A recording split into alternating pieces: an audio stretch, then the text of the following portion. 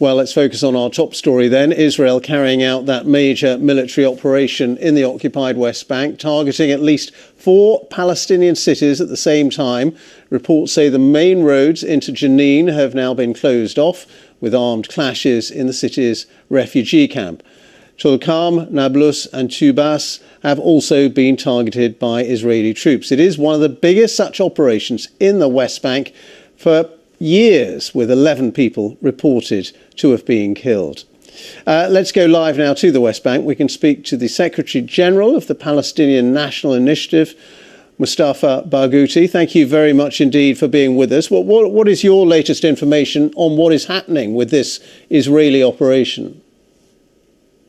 Well, it's the largest military operation in the West Bank since 2002, for sure, and it is clear that the Israeli army is trying to bring the war of genocide and ethnic cleansing from Gaza to the West Bank. Although the West Bank is under Israeli military occupation since 1967.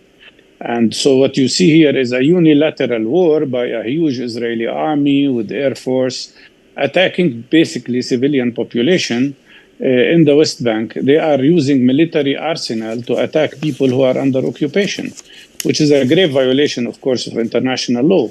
Add to that just now the Israeli army declared that they've made orders to the population of Nur Shams refugee camp. You are talking about thousands of people, more than 12,000 people, to evacuate their houses and their homes completely.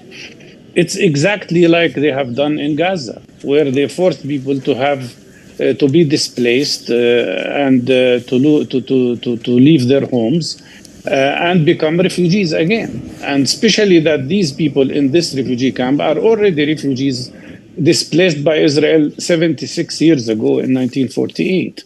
Can I just put to you what the Israelis are saying? They are saying this is a counter-terrorism operation. A military spokesperson saying this operation today follows a sharp rise in militant activity in recent months, with more than 150 attacks involving shooting or explosives from Tulkarm and Jenin in the last year, and the military assessing there is an immediate threat to civilians, he said.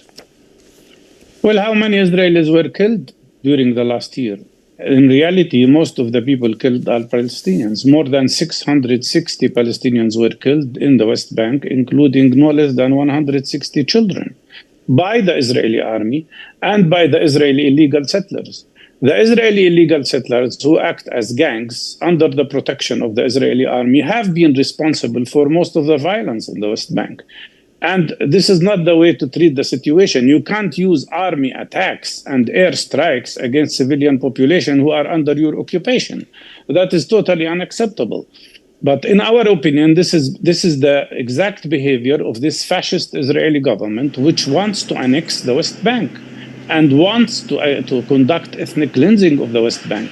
These are not my words. These are the words of ministers in Israel, like Smotrich, who is the Minister of Finance and the actual governor of the West Bank, and Ben-Gvir, who is also a Minister of Interior Security. These are people in the government, and that's what they declare continuously. And Netanyahu himself has said so many times that he will never allow Palestinians to have freedom and have a state of their own. So what is their goal?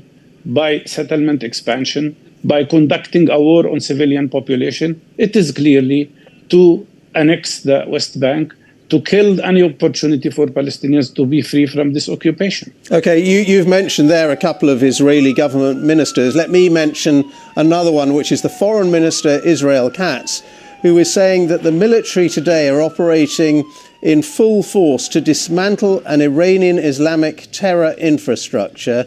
He says that Iran is seeking to establish a new front against Israel based on the model of Gaza and Lebanon, where it backs Hamas and Hezbollah. He's basically saying they're trying to open a new front in the West Bank. What do you say to all of that from Israel?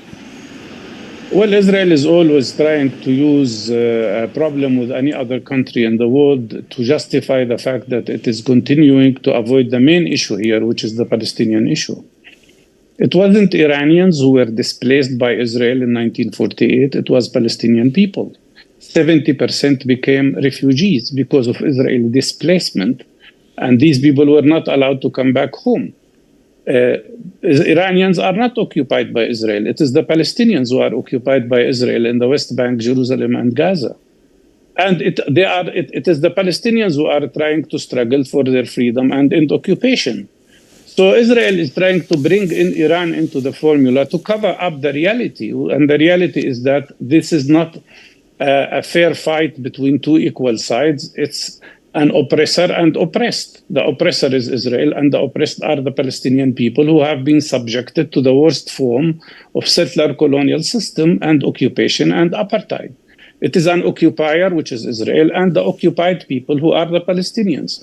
Before, years ago, Israel used to say that their problem is with the Soviet Union, and then it became with Egypt, and then it was Syria, and then it was Iraq. Now it's Iran. Maybe tomorrow they will talk about Azerbaijan. I don't know. The reality is that their problem is with us, the Palestinians who are oppressed by them and persecuted by them and occupied by them. Okay. Mustafa Barghouti, thank you very much for your time today. General Secretary of the Palestinian National Initiative, speaking to us from Ramallah. Thank you very much.